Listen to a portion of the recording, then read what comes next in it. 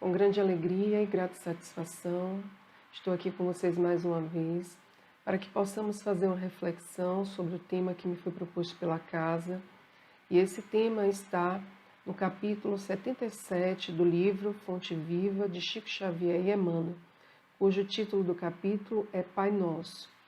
E esse título, assim como a reflexão, é uma referência à oração dominical ensinada pelo próprio Cristo, a oração do Pai Nosso que o Cristo deixou como legado para todos nós.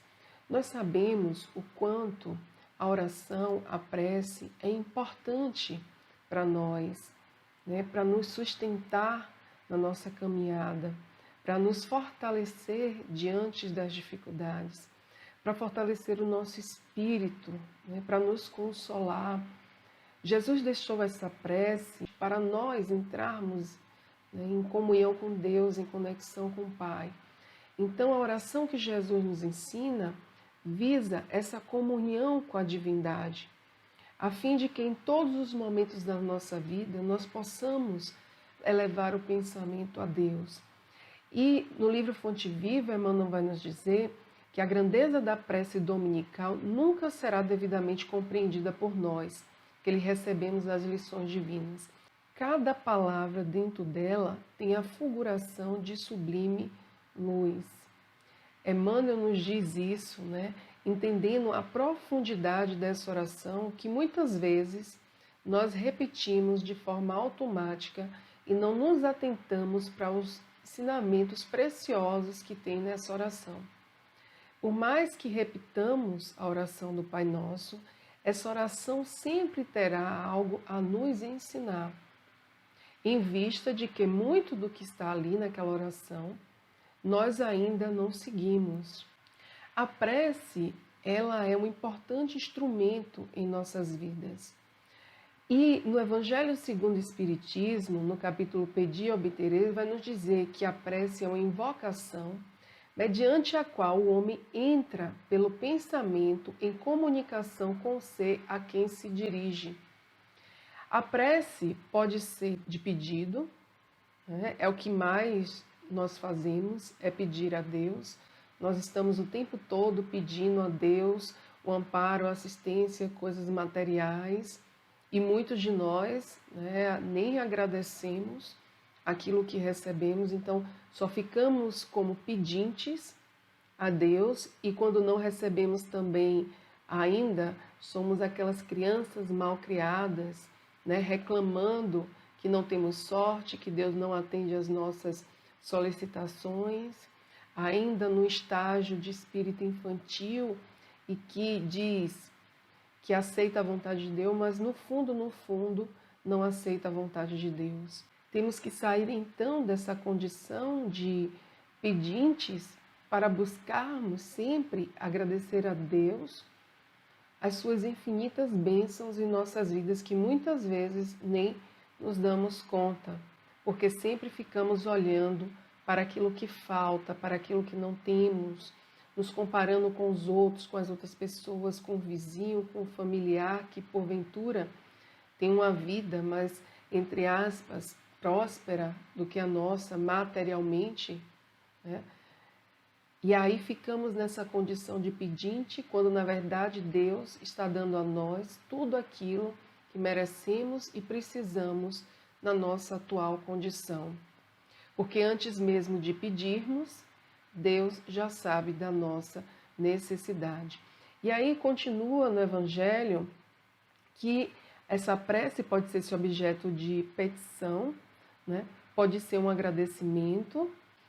Devemos buscar agradecer mais a Deus todas as bênçãos que temos, uma glorificação ao Pai. Podemos orar assim por nós mesmos ou por ontem, pelos vivos ou pelos mortos. E muitas vezes algumas pessoas não se sentem nem capazes de orar e aí pedem a outras pessoas, acham que não tem fé suficiente, a sua vontade não é firme, acabam por pedir a outras pessoas que orem por elas, quando todos nós somos perfeitamente capazes de entrar em comunhão com Deus, de elevar o nosso pensamento ao alto. Mesmo que a nossa fé seja pequenininha, mas desde que ela seja sincera, né, que venha do coração, que venha da nossa alma, que tenha intenções puras, elevadas, certamente estará em contato com a divindade, com os espíritos superiores e os espíritos amigos. E continua no Evangelho segundo o Espiritismo a seguinte questão: as preces feitas a Deus escutam aos espíritos incumbidos da execução de suas vontades. As que se dirigem aos bons espíritos são reportadas a Deus. Quando alguém ora aos outros seres que não a Deus, falo recorrendo a intermediários, a intercessores, porquanto nada sucede sem a vontade de Deus. O que é que nos diz aqui? Que quando fazemos a oração e recorremos a esses intercessores, que na doutrina chamamos de os espíritos de luz, espíritos mais elevados, né, em outras crenças podem ser outras figuras, né, e a que nós mais conhecemos do catolicismo, os santos. Então, os santos são esses intermediários de Deus. Assim, Deus incumbe vários espíritos, vários seres, para que possam nos socorrer no momento em que nós precisarmos. Por isso, nunca devemos pensar que estamos sozinhos ou que Deus não ouve a nossa prece, porque há milhares de seres que estão junto a nós, incumbidos de auxiliar e socorrer todos aqueles que buscam o Pai, que pedem socorro a Deus. Assim, nós vamos ver, como nos traz o Livro dos Espíritos, na questão 659, que a prece é um ato de adoração. Orar a Deus é pensar nele, é aproximar-se dele, é pôr-se em comunhão com ele. Por isso, Jesus, no Evangelho de Mateus, no capítulo 6, versículo 6, vai nos ensinar como devemos fazer essa prece, essa oração. E ele diz assim: tu, porém, quando orares, entra no teu quarto interno. E tendo fechado a porta, ora a teu pai em segredo, e teu pai que vê no segredo te recompensará. Quando formos orar, devemos buscar a quietude do coração, da mente. Essa é a proposta de Jesus para que a gente entre nesse ato de comunhão com Deus, de comunicação com a divindade. E no Livro dos Espíritos vai nos dizer que a adoração é um sentimento inato, como o da existência de Deus, né? Está na lei natural, que é a lei de adoração. Por isso que existe entre todos os povos, mesmo que de forma diferente. Não à toa, os povos da antiguidade adoravam a fenômenos da natureza, as coisas materiais, aos animais. Então, assim, o ser humano, desde tempos remotos, tem dentro de si esse sentimento de que existe algo maior do que ele deve adorar. Mas, né, antes não havia compreensão exata da divindade, né, de como hoje, principalmente, nós entendemos Deus, mesmo que ainda de forma imperfeita essa compreensão. E no Livro dos Espíritos, na questão 653, Kardec vai perguntar: precisa de manifestações exteriores à adoração? Os Espíritos respondem: a adoração verdadeira é do coração. Em todas as vossas ações, lembrai-vos sempre de que o Senhor tem sobre vós o seu olhar. Mais do que a forma, mais do que as pessoas que estejam junto conosco, como nós dissemos anteriormente, o que importa é a nossa intenção. O que está dentro do nosso coração quando nós estamos fazendo uma oração ao Pai?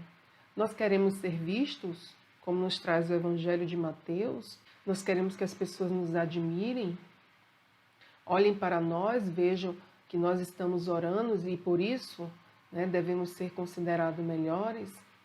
Mas não é isso que importa. O que importa não necessariamente é o que falamos, mas a intenção e o sentimento que temos dentro do nosso coração quando nós proferimos determinadas palavras.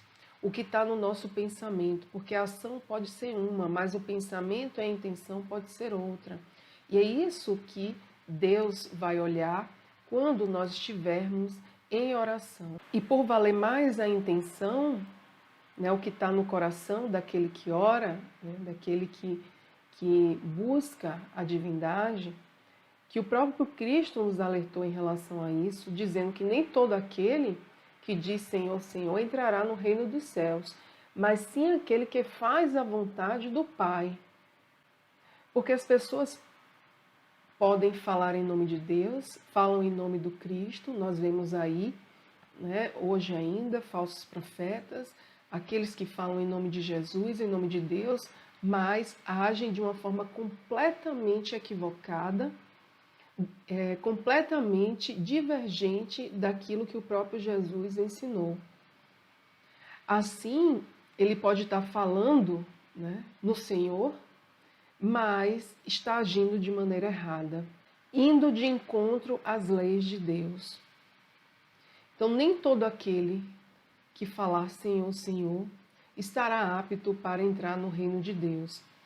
E no livro dos Espíritos, nós vamos ver uma questão também que diz assim: tem Deus preferência pelos que adoram desta ou daquela maneira? E os Espíritos vão responder: Deus prefere os que eu adoro do fundo do coração com sinceridade, fazendo o bem e evitando o mal.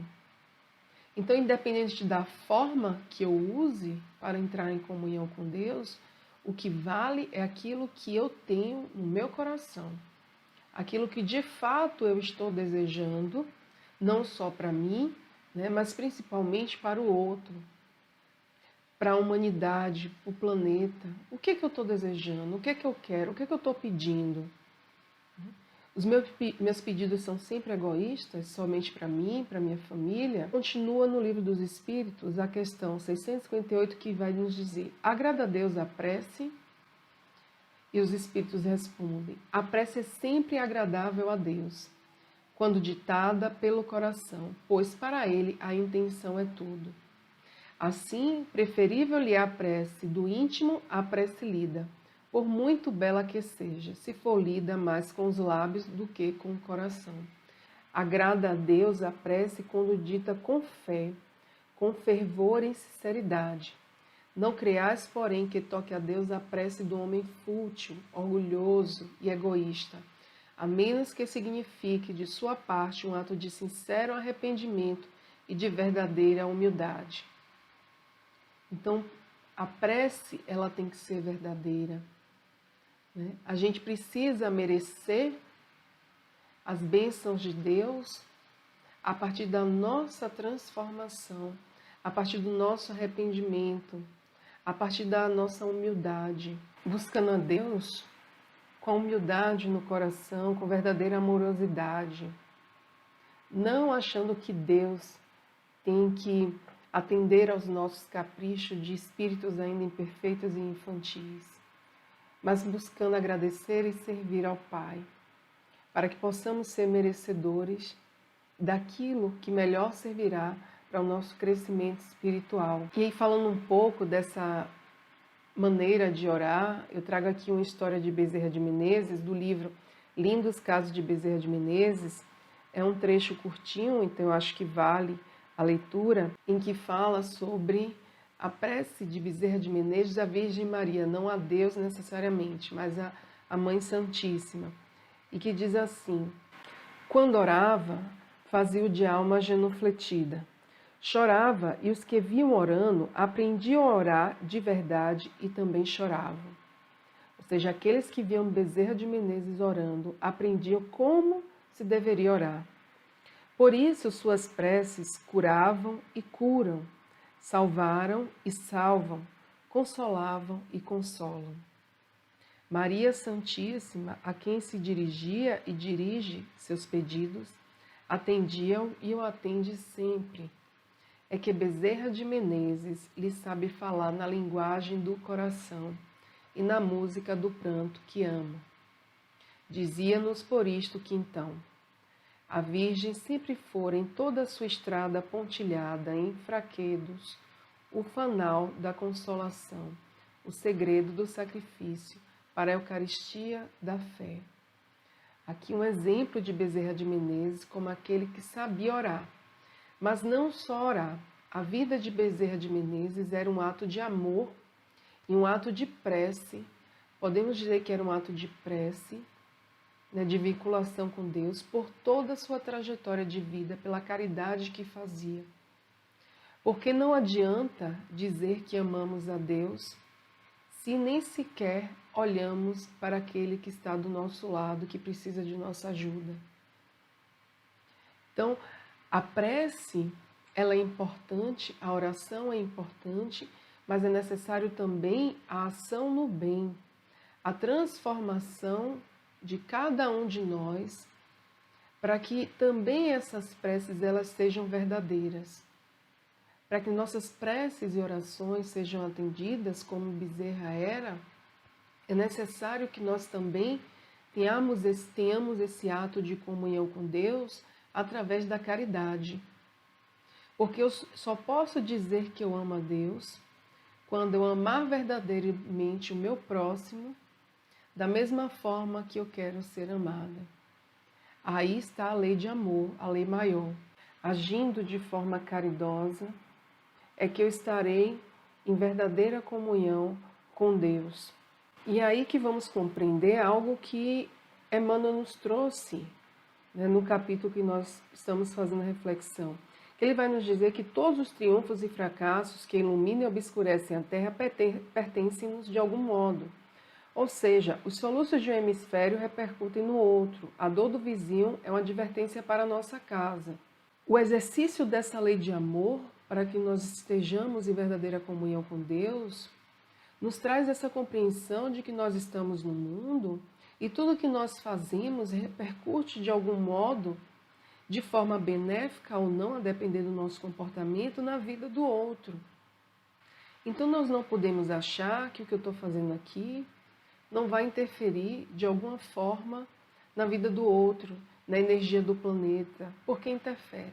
Os nossos pensamentos e as nossas ações estão interferindo na energia do planeta Terra. Nós estamos passando por um momento de transição, um momento difícil, e sabemos o quanto é importante a prece para harmonizar o planeta, para tocar os corações mais endurecidos, daqueles que ainda se comprazem com o mal.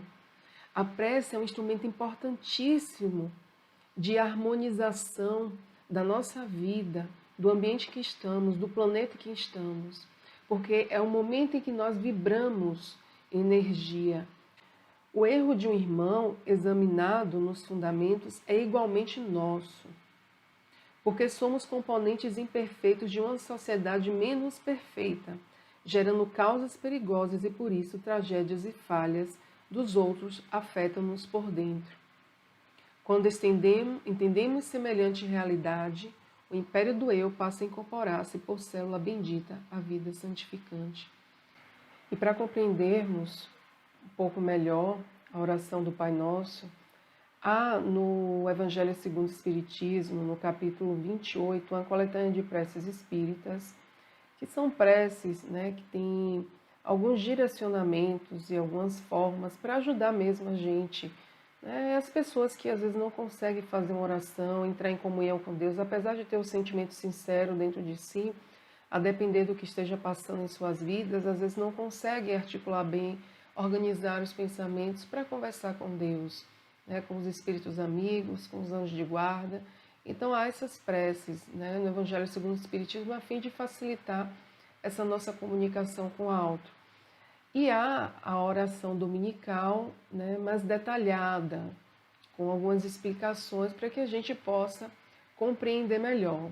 E nos diz assim: Pai nosso que estás no céu, santificado seja o teu nome. Emmanuel vai nos dizer que, de início, o Mestre Divino lança-lhe os fundamentos em Deus, ensinando que o supremo doador da vida deve constituir para nós todos o princípio e a finalidade de nossas tarefas.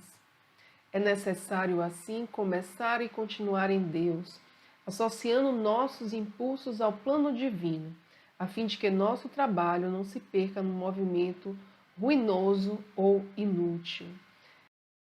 Rogamos a Deus no início do Pai Nosso para que Ele nos sustente, né?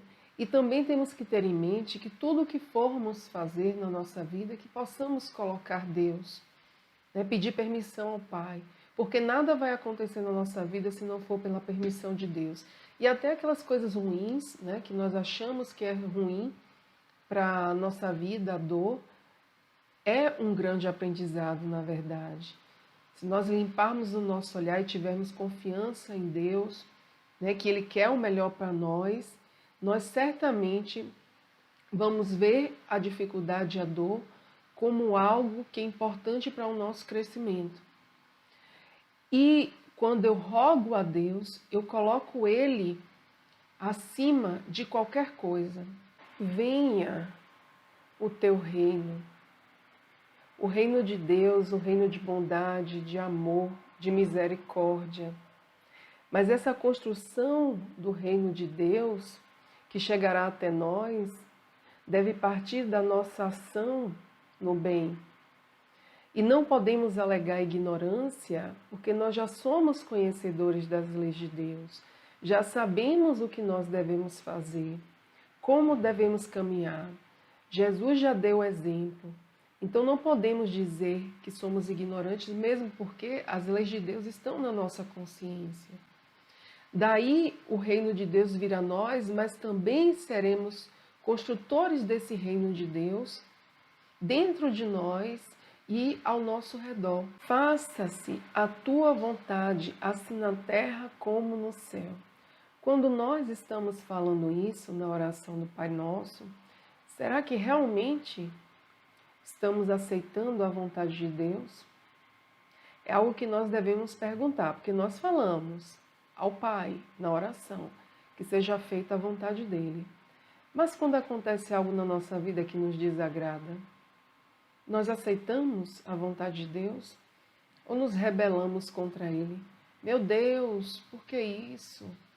Eu não mereço. O que está acontecendo? Por que eu estou sofrendo a perda de alguém que eu amo? Por que sofri tal traição? Então, são muitas perguntas que algumas pessoas fazem quando se deparam diante de uma prova difícil. E aí não percebe que durante a oração ela está afirmando a Deus que faça a tua vontade, tanto na terra como no céu. Então que possamos não só ficar nessas palavras, mas que possamos aceitar a vontade de Deus, mesmo diante das dificuldades e principalmente diante das dificuldades. E o Evangelho vai nos esclarecer essa frase dizendo assim: se a submissão é um dever do filho para com o pai, do inferior para com o superior, quão maior não deve ser a da criatura para com o seu Criador?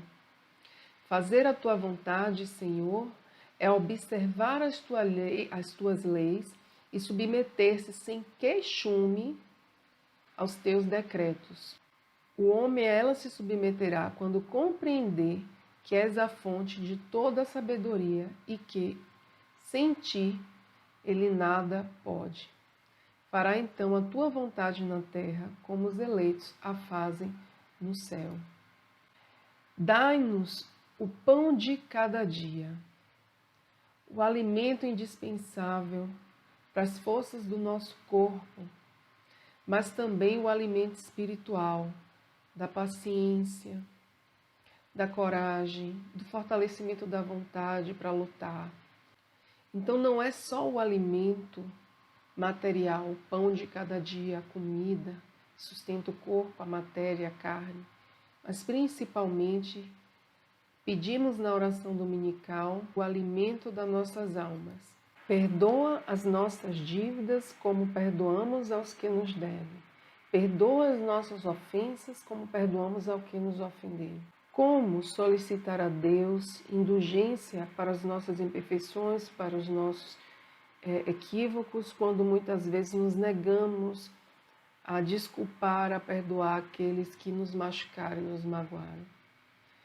Não estou falando isso aqui acreditando necessariamente que é fácil se perdoar, né, desculpar, às vezes uma ofensa que foi muito difícil para nós, né, de uma pessoa que nos machucou e magoou profundamente. Mas nós devemos pensar sobre esse trecho da oração, né? Estamos aqui pedindo o tempo todo, através da oração dominical, a Deus que nos perdoe. E muitas vezes falamos veementemente, né, de forma categórica, que jamais vamos perdoar alguém. Assim, mostra o quanto nós não estamos refletindo sobre essa oração que Jesus deixou para a gente. Por isso é necessário sempre relembrar a lição de Jesus também. Não devemos perdoar 7 vezes, mas 70 vezes 7 vezes, infinitamente. Perdoar os nossos inimigos. Assim sempre temos que nos dispor a perdoar. Se ainda é difícil para nós, que comecemos não desejando o mal daqueles que nos afetaram, que nos magoaram, que nos ofenderam. Começando a não desejar o mal, a não desejar vingança, a não desejar que a outra pessoa, né, seja prejudicada. Esse já é o primeiro passo, né, quando a dor é grande e há muita dificuldade no perdão. Mas só em não desejar o mal ao outro, desejar que aconteça a ele algo igual ou pior do que ele fez, já é um grande avanço para nós, né, no caminho desse perdão real. Não nos deixeis entregues à tentação, mas livra-nos do mal. Livrar, às vezes, da influência que nós sofremos o tempo todo, de muitos espíritos, né, que são nossos desafetos de outras vidas. Então temos que pedir a Deus a força para que a gente não caia na tentação, porque os espíritos vão nos influenciar, vão mexer bem naquelas feridas que nós não queremos ver, que não queremos mexer, pegar nas nossas fragilidades e colocar ideias, né, para que a gente tenha determinadas atitudes que depois nós iremos nos arrepender. E o Evangelho nos diz: somos espíritos imperfeitos, encarnados na Terra para expiar nossas faltas e melhorarmos. Em nós mesmos está a causa primária do mal, e os maus espíritos mais não fazem do que aproveitar os nossos pendores viciosos, em que nos entretêm para nos tentarem. Então, rogar a Deus força para vencer a nós mesmos, as nossas imperfeições, porque quando realmente limparmos o nosso coração do mal, dos sentimentos negativos, nós não seremos influenciados por espíritos que ainda se comprazem em fazer o mal a nós, nos prejudicando, nos fazendo cair na nossa caminhada. E chegamos assim ao final da oração. Assim seja. E o que eu estou dizendo com isso? Que seja feita a tua vontade, Senhor, pois você sabe o que é melhor para mim, o que é melhor para nós, aquilo que nos convém.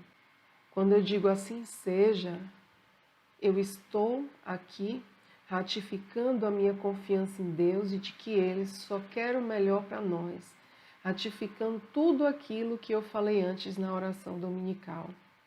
E é aí que Emmanuel vai nos dizer: sem nos associarmos aos propósitos do Pai, na pequenina tarefa que nos foi permitido executar, nossa prece será, muitas vezes, simples repetição do eu quero, invariavelmente cheio de desejos, mas quase sempre vazio de sensatez e de amor.